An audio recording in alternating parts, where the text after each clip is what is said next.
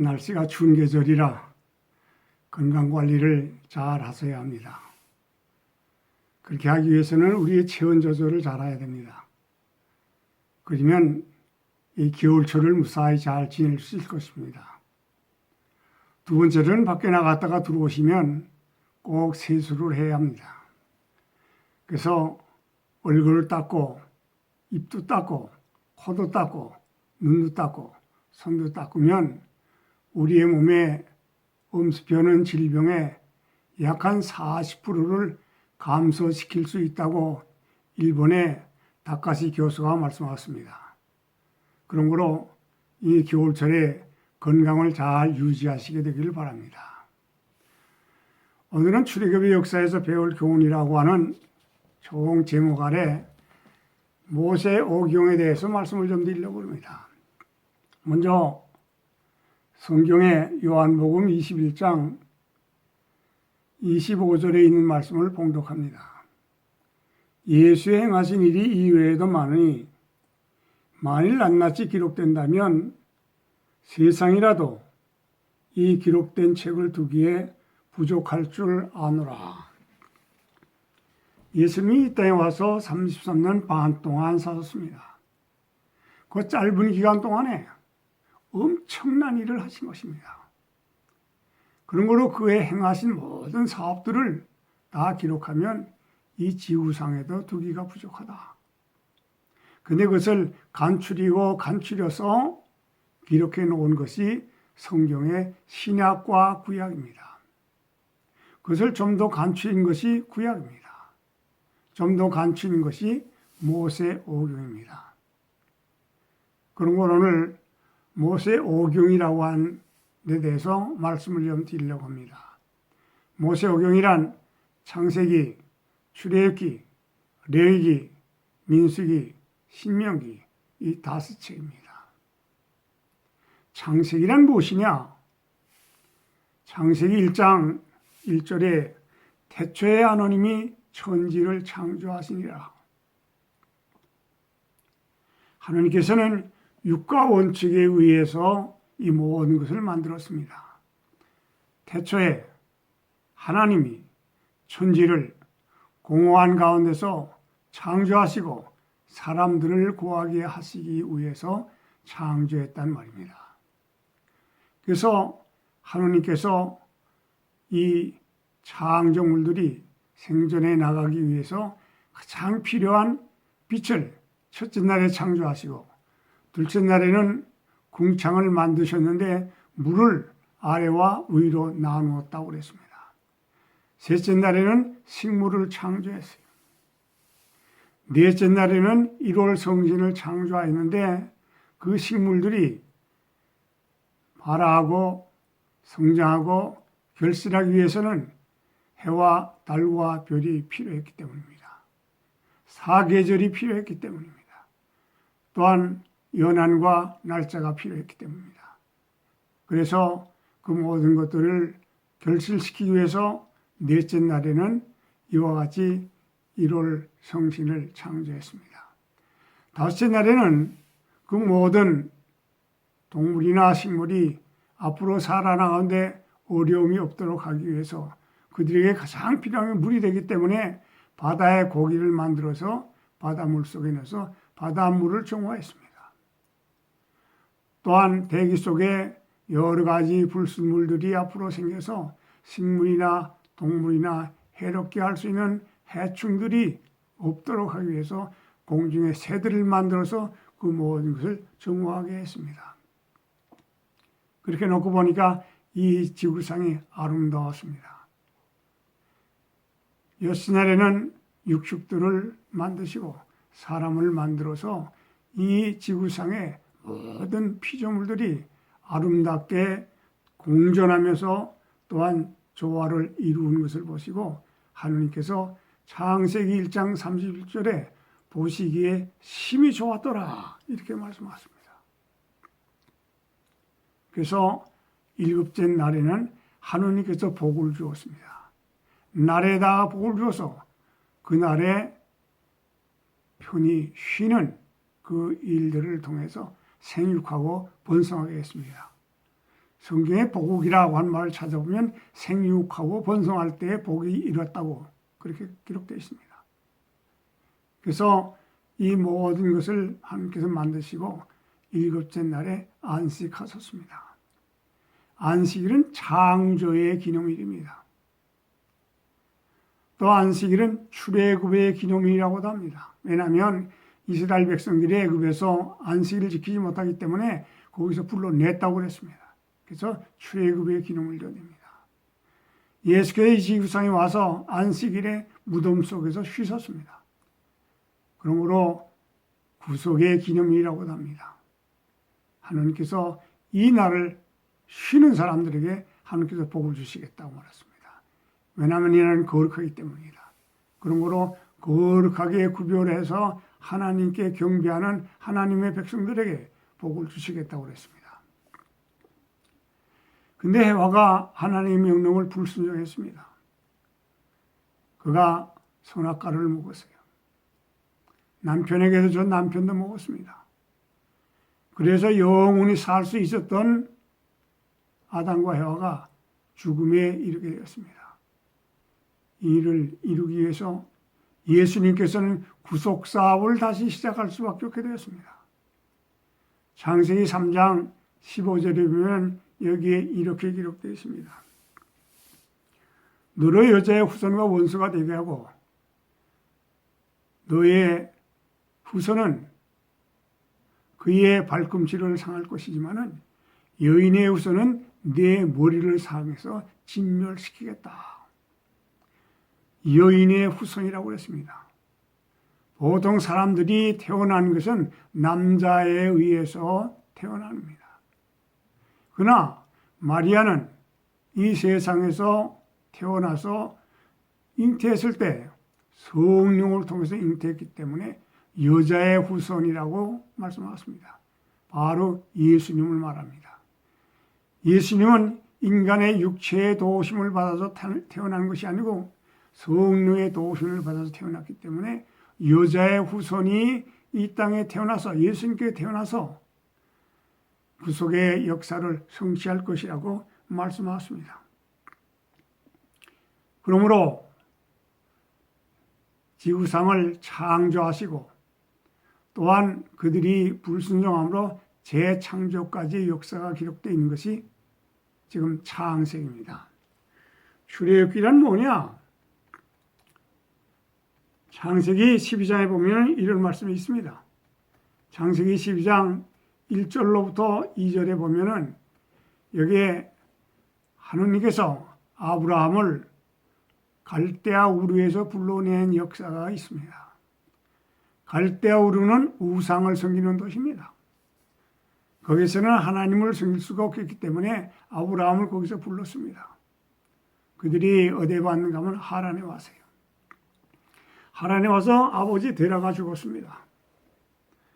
데라는 우상 장사를 하던 사람입니다. 거기서 아버지가 죽음으로 장사를 지낸 후에 다시 젖과 꿀이 흐르는 가나안 땅, 가장 아름다운 사마리아의 세겜이라고 하는 상수리 나무 밑에 와서 거기에 제단을 쌓았습니다. 제단을 쌓고 하느님께 제사를 드렸어요. 하느님께서 그 제사를 받으셨습니다. 받으시고 하느님께서 아브라함에게 얘기를 했어요. 너와 사라의 후손을 통해서 이 땅에 별과 같이 바다의 모래와 같이 후손들이 번성할 것이라 그랬습니다. 그래서 하나님의 축복을 받았어요. 얼마 동안 지낸 동안에 거기에 흉년이 들었습니다. 그래서 할 수 없이 흉년을 피하기 위해서 애굽으로 내려가세요. 애굽으로 내려가서 그 흉년을 면했습니다. 다시 돌아와서 그 세겜 바로 밑에 베델이라는 곳에 이르게 되었습니다. 거기에 와서 있는 동안에 사라가 남편 되는 아브라함에게 얘기를 했습니다. 지금 우리가 나이가 많다고 그러므로 우리가 내가 단산도 되었고 했으니 내 종 하가를 통해서 후손을 얻으면 좋겠다고 그랬습니다. 아브라함이 그 말을 들었어요. 그래서 하갈을 통해서 이스마엘이라고 하는 아들을 얻었습니다. 그를 잘 성장시켰어요. 얼마 후에 그들이 남쪽으로 내려갔는데 그라리라는 데서 내려갔습니다. 거기 갔을 때 세 사람을 만나게 되었어요. 아브라함이 그 손님들을 집으로 모셨습니다. 그들에게 대접을 했어요. 그들이 대접을 받고 완 목적을 얘기했습니다. 소돔과 고모라의 멸망에 대해서 얘기했습니다. 그 말씀을 하시면서 말하기를 아브라함에게 내 아내 사라에게서 어린아이가 날 것이다. 거기서 어린아이를 얻었어요. 그 이삭입니다. 이삭이 잘 자라났습니다. 근데 하나님께서 이삭을 번제로 드리라고 아브라함에게 얘기를 했습니다. 아브라함의 하나밖에 없는 독자인데 그를 모리아 산으로 가서 그 어린아이를 번제로 드리라고. 아브라함에겐 큰 시험이 따랐습니다. 그는 그 명령을 순종하지 않을 수가 없었어요. 그래서 이삭을 데리고 북쪽 모리아 산으로 왔습니다. 제단을 같이 쌓고 그 위에 이삭을 제물로 올려놨습니다. 그는 칼을 들고 그의 목을 찌르려고 할 때 소리가 났습니다. 아브라함아, 아브라함아. 이삭에게 손을 대지 말라고 그랬습니다. 아브라함은 그 어려운 시험 가운데서 당황하게 되었습니다. 손에 들었던 칼을 던졌습니다. 그때 하나님께서 아브라함에게 주어진 말씀입니다. 이제야 네가 하나님을 경외하는 것을 알겠다고 그랬습니다. 하나님께서는 사라와 자기를 통해서 하늘의 별과 같이 바다의 모래와 같이 많게 해주겠다고 그랬는데 사라의 말을 듣고 하갈을 통해서 이스마엘을 얻었기 때문에 불순종에 관한 것을 알게 되었습니다. 이제야 내가 하나님을 경외하는 줄 안다, 알게 됐다. 아브라함은 자기의 잘못을 뉘우치게 되었습니다. 그는 긴장됐지만은 긴장을 풀면서 뒤를 돌아다 보았을 때 그 뒤에는 감람산입니다. 그 밑에 감람산 저 밑에 보았더니 한 숯불에 수양이 걸려있는 것을 보았어요. 거기 가서 그 짐승을 끌어다가 번제물로 드렸습니다. 그 숯불에 걸려있던 그 장소가 바로 겟세마네입니다. 아브라함은 한 1800년 전에 예수님께서 이 땅에 와서 그 인간의 죄의 짐을 지고 당하실 어려운 장면을 숯불에 걸려있는 짐승을 통해서 보았습니다. 그래서 아브라함은 거기에서 그 시험을 극복하시고 헤브론에 살다가 헤브론의 막벨라 굴에서 그가 죽어 장사함을 받았습니다. 출애굽을 하는 동안에 하나님의 도우심을 알게 되고 하나님께서 우리를 인간을 구속하는 구속의 역사를 친히 경험하게 되었습니다. 그러므로 출애굽의 역사를 통해서 하나님의 도우심을 배운 것입니다. 레위기라고 하는 말은 무슨 말인가? 레위기는 레위기 4장 1절로 7절에 이렇게 말씀하십니다.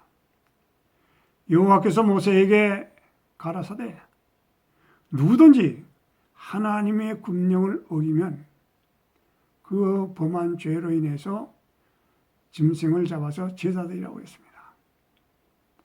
그래서 짐승을 끌어다가 그 죄를 속죄하기 위해서 자기가 죽을 죄를 담당시키기 위해서 그 죄를 그 짐승의 머리에 안수하고 그 다음에 죄인이 그 짐승을 잡는 것입니다.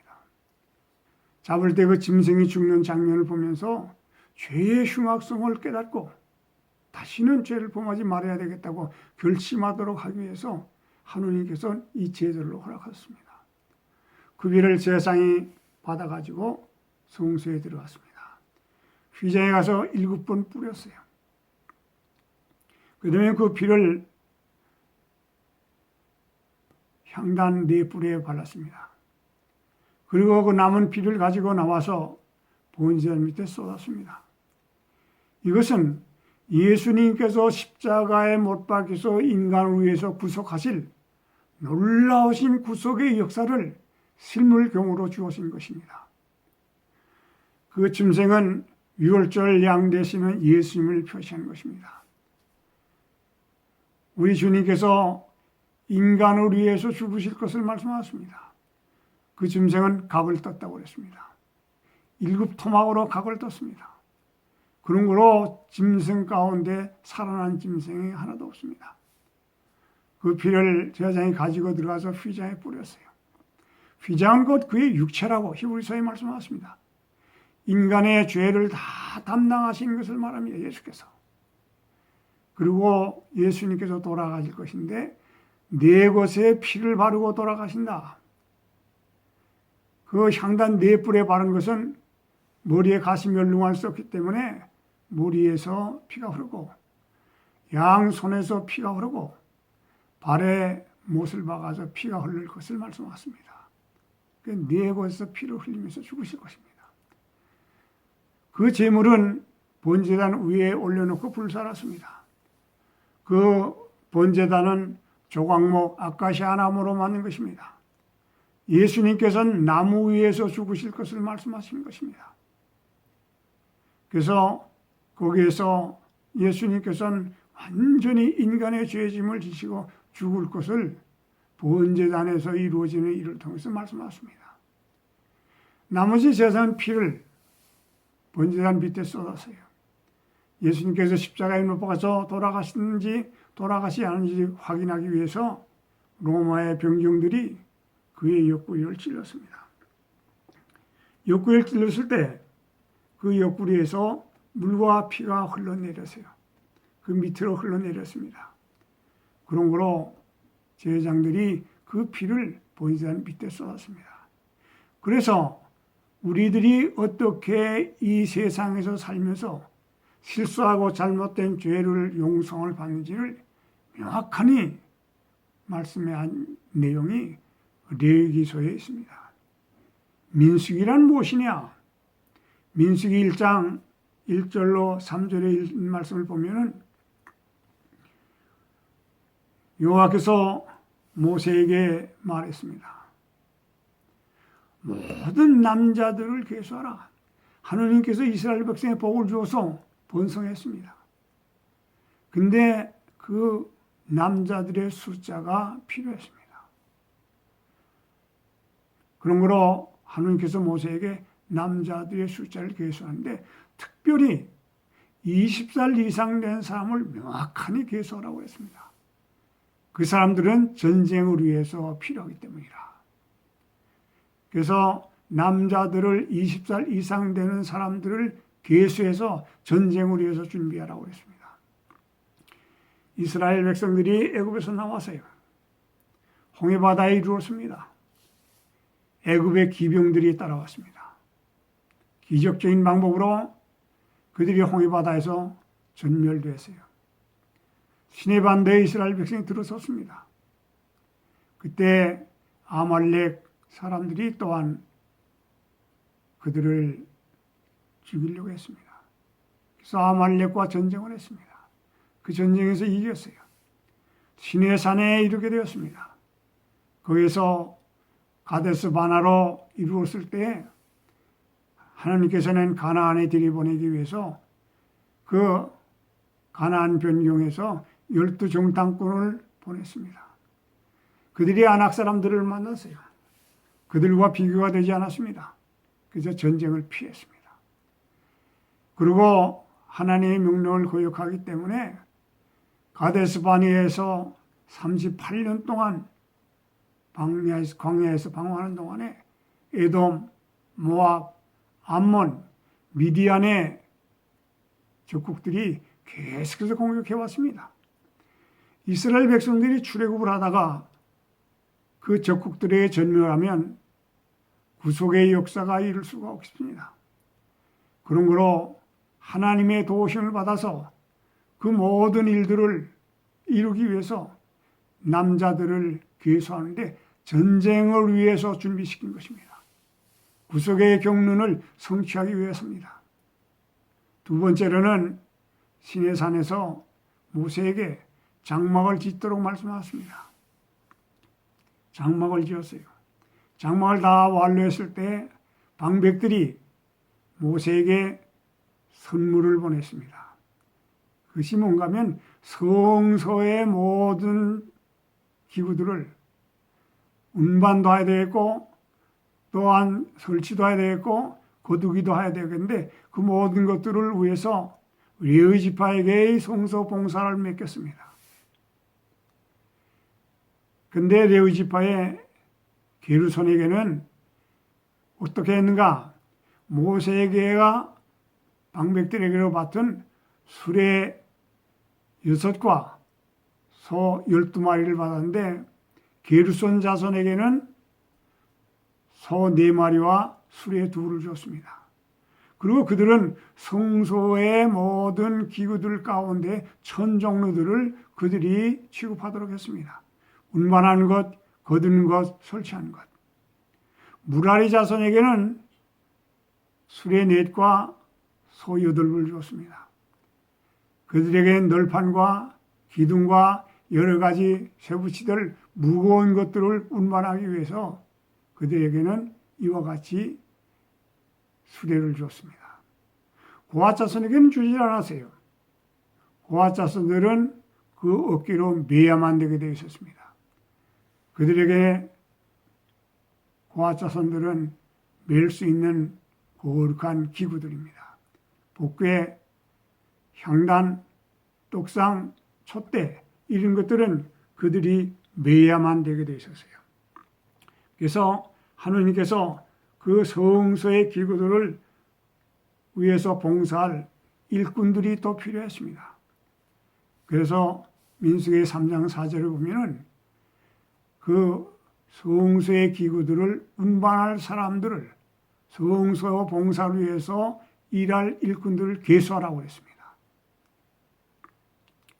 그래서 그들은 그 성소 봉사를 위해서 이와 같은 일들을 하게 되어 있었습니다.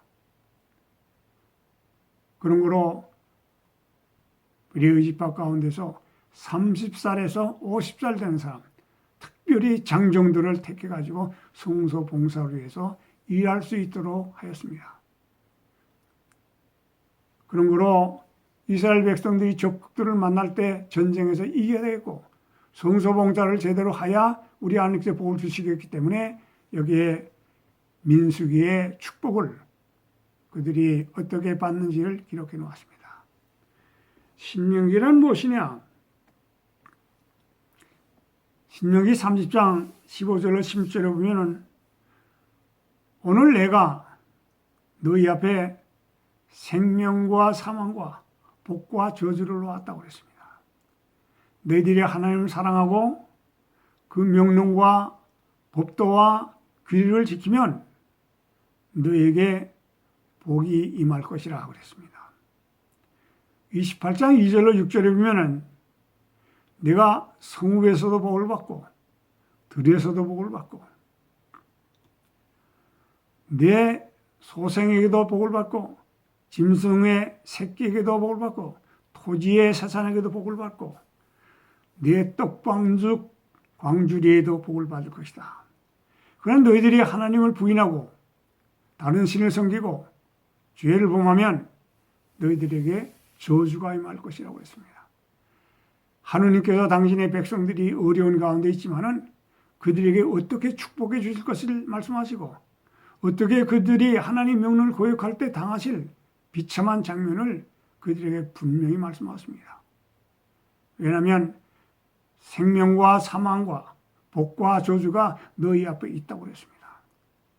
그런 거로 하나님의 명하신 명령을 따라서 행하면 복을 받을 것이다. 그러면 너희들이 무사히 젖과 꿀이 흐르는 가나안 땅에 들어갈 수 있겠다고 했습니다. 누가 보면 16장 19절로 29절에 보면은 예수님께서 한 비유를 말씀하십니다. 부자와 가난한 거지 나사로에 대한 비유입니다. 부자는 날마다 호화로운 가운데서 연락을 했습니다. 그가 그러한 생활을 살면서 그의 모든 생애를 만족히 여겼습니다. 그러나 거지 나사로는 몸에 병까지 들어서 피부에서 또한 헌대가 나고 고름이 났습니다. 자기는 움직여서 일할 수가 없게 되었어요.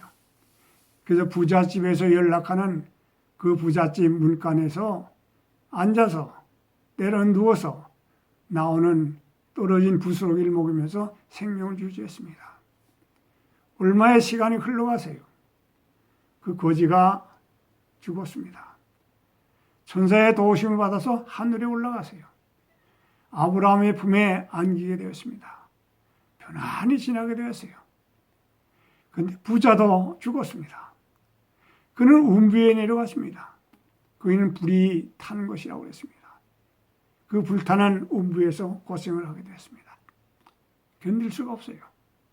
그래서 멀리 바라다 보았는데 아브라함이 보였고 그의 품에 자기의 문간에서 얻어먹던 나사로 거지가 그의 품에 있는 것입니다. 부자는 깜짝 놀랐습니다. 그러면서 아버지 아브라함이요, 당신의 품에 있는 나사로 내가 잘 아는데 나에게 좀 보내서 지금 물을 손가락에 찍어서 내 혀에 좀 떨어뜨리게 해달라고. 내가 좀 뜨거워서 견딜 수가 없다고. 그러니까 아브라함이 얘기했습니다. 너는 살아있을 때 행한 모든 것들을 기억하라. 나사로가 그때 얼마나 또한 어려움을 당한 것을 기억하라. 근데 너와 우리 사이에는 큰 구렁이 있어서 갈 수가 없다. 올 수도 없다. 그런 것도 올 수가 없다고 그랬습니다. 그러니까 부자가 아브라함에게 얘기를 했습니다. 우리 아버지 집에는 5 형제가 있다고. 이 비참한 장면을 그에게 좀 알려서 이러한 어려운 가운데 오지 않도록 좀 증거해달라고 그랬습니다. 이야기해달라고 그랬습니다. 그때 아브라함이 얘기했습니다. 거기에 모세도 있고 선지자들도 있다. 그들에게 들으면 된다고 그랬습니다. 그 말이 무슨 말인가? 모세의 오경이 있단 말입니다. 이 죄악된 세상에서 살아가는 데 있어서 어떻게 천국에 들어갈 수 있는지를 설명해 놓은 성경 모세 오경이 있다고 그랬습니다. 또 선지자들이 기록한 선지서들이 있다고 그랬습니다. 예수께서 행하신 그 구속의 역사가 기록된 그 신약이 있다는 말입니다. 사도들이 행한 그 모든 말씀들이 있단 말입니다. 그 말씀을 잘 순종하면 거기 가지 아니하고 내 품에 올 수 있다고 했습니다. 나사로는 이 세상에서 어려움을 당하면서 사는 그리스도인의 생애를 표현하는 것입니다. 우리가 이 땅에서 하나님의 뜻대로 살기 위해서는 어려운 일들이 많지만은 우리가 성경에 있는 말씀을 잘 읽고 그대로 실천해서 아름다운 하늘 가나안에 들어가야 되겠습니다. 아브라함의 품에 안겨야 되겠습니다. 우리 주님께서 예비하신 그 나라에 들어가야 되겠습니다. 이렇게 위해서는 하나님의 말씀을 부지런히 연구하고 신실하게 살아서 언제가 우리 주님께서 이 땅에 오실 때 다 같이 구원받는 하나님의 백성이 되시기를 간절히 바랍니다. 고맙습니다.